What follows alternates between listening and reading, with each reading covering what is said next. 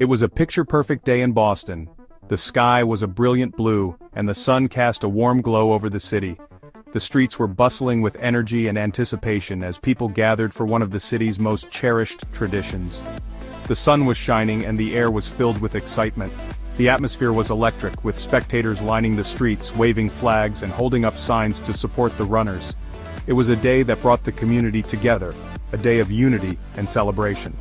It was Patriots' Day, a day when the city came alive to celebrate its history and cheer on the runners in the iconic Boston Marathon. This annual event was more than just a race. It was a symbol of the city's spirit and resilience, a testament to the strength and determination of its people. Thousands lined the streets, their cheers echoing through the city as the runners made their way towards the finish line. The sound of clapping hands and joyful shouts created a symphony of encouragement that spurred the athletes on, pushing them to give their all.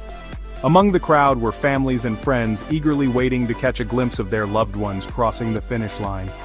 Parents held their children on their shoulders, and friends huddled together, sharing in the excitement and anticipation of the moment. Little did they know that their cheers would soon be replaced by screams of terror.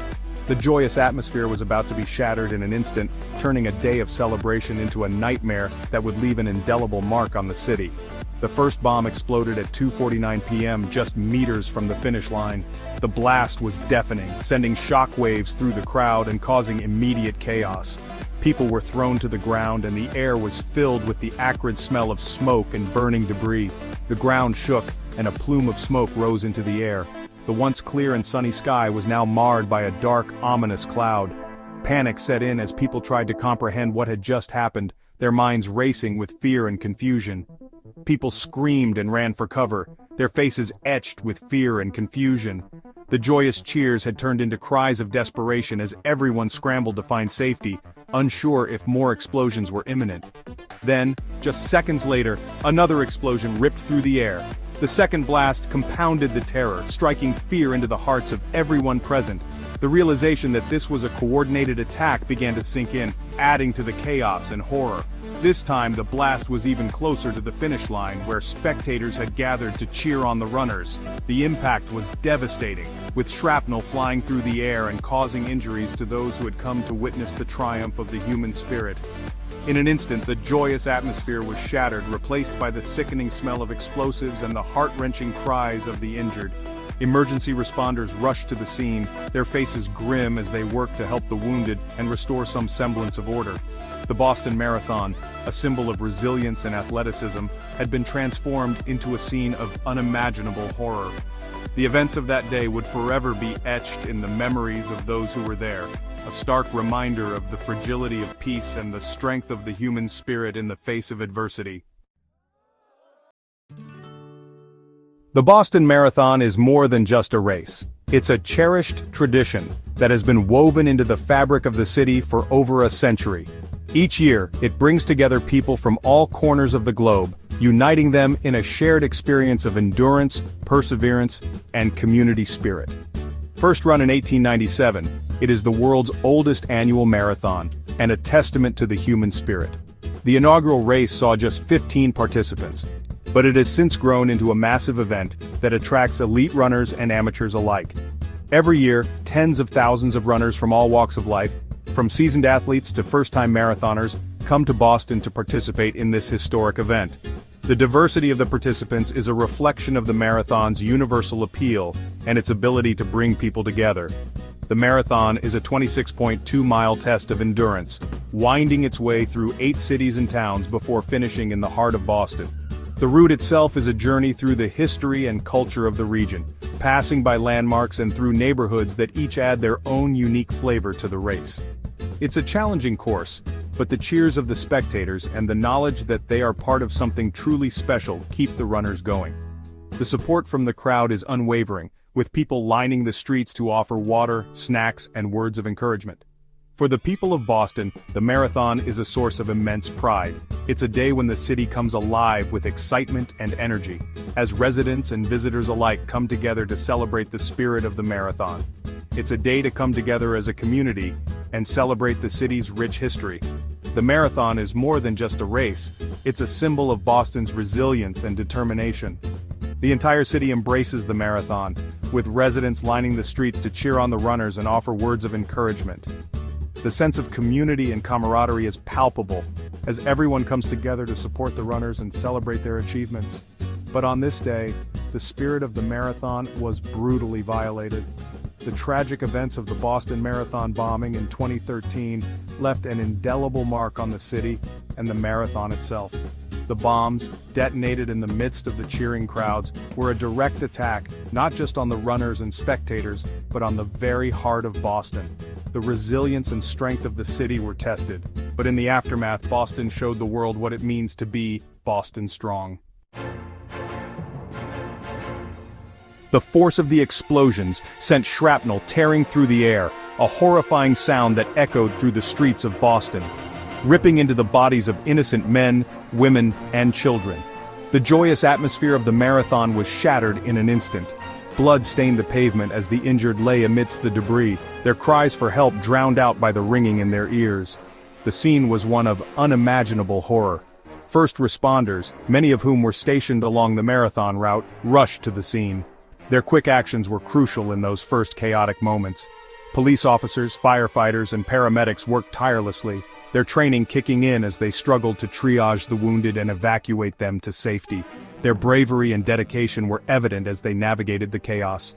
The scene was one of utter chaos and carnage. The once festive atmosphere was now a war zone with debris and bodies scattered everywhere. Body parts lay scattered amidst shattered glass and twisted metal. The destruction was overwhelming, a stark contrast to the celebration that had taken place just moments before.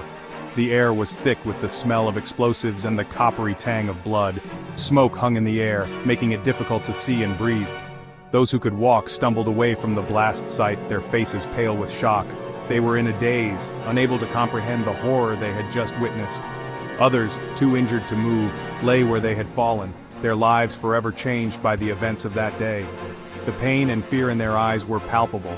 The death toll would eventually rise to 3: 8-year-old Martin Richard, 29-year-old Crystal Campbell, and 23-year-old Lou Lingzi, a graduate student at Boston University. Their loss was felt deeply by the community. Over 260 people were injured, many losing limbs in the blasts. The physical and emotional scars would last a lifetime, a grim reminder of the day's events. In the aftermath, the community came together, showing incredible resilience and solidarity. People from all walks of life offered support, proving that even in the darkest times, humanity shines through. As the dust settled, the magnitude of the attack became horrifyingly clear. This was no accident, it was a deliberate act of terror. The FBI, now the lead agency in the investigation, wasted no time in declaring it an act of terrorism and launching a full-scale investigation. The city of Boston went into lockdown, streets were closed, public transportation was shut down, and residents were ordered to stay inside as law enforcement officials swarmed the city. The atmosphere was tense, with fear and uncertainty hanging heavy in the air.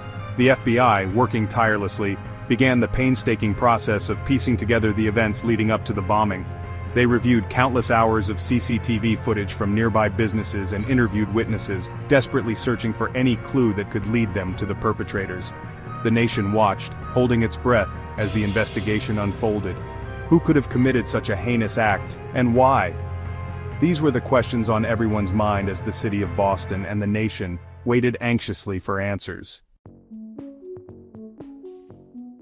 3 days after the bombing, the investigation took another tragic turn. MIT police officer Sean Collier was shot and killed while sitting in his patrol car on the MIT campus. The suspects, later identified as brothers Tamerlan and Dzhokhar Tsarnaev, approached Collier's car and shot him multiple times at close range. It remains unclear why the Tsarnaev brothers targeted Collier. Some speculate that they may have been attempting to steal his service weapon, while others believe that Collier may have simply been in the wrong place at the wrong time.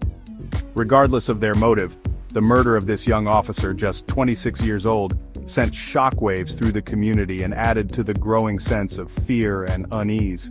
Collier, by all accounts, was a dedicated public servant who was deeply respected by his colleagues and the community he served. His senseless murder was a stark reminder of the dangers faced by law enforcement officers every day and the ultimate sacrifice they are sometimes called upon to make. Following the murder of Officer Collier, the Tsarnaev brothers carjacked a vehicle and led police on a high-speed chase through the streets of Watertown, Massachusetts. The chase culminated in a shootout with police during which hundreds of rounds were exchanged. During the firefight, Tamerlan Tsarnaev was wounded. He was then run over by his younger brother Dzhokhar, who was attempting to escape in the stolen vehicle. Tamerlan died shortly thereafter from his injuries. Dzhokhar Tsarnaev, despite being wounded himself, managed to escape the shootout and disappeared into the night. The city of Boston, already on edge, was placed under a complete lockdown, as authorities launched a massive manhunt for the surviving bomber.